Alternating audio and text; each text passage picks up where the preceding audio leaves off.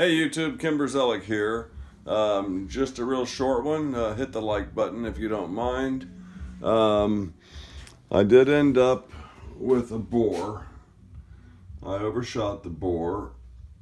And I realized the last time I did this, I turned the pen down to match the bore.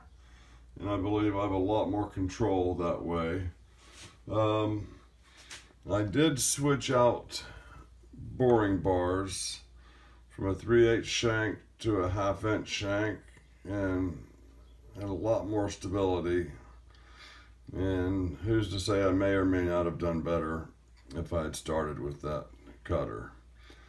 My next video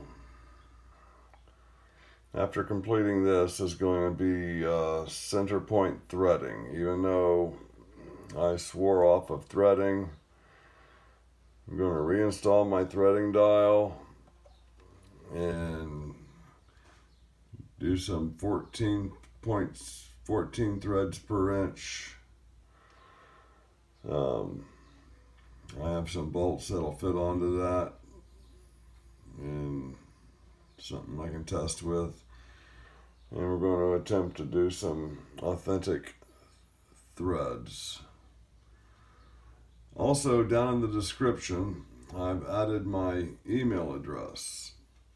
And anybody who has a channel sticker and is willing to share, I'd love to put you up there with Steve, R&R in the shop, and Adam both. Guys, hit the like button for me. Love you all. See you back when we finish this vacuum bore and our threading. And once again, I'm not done yet.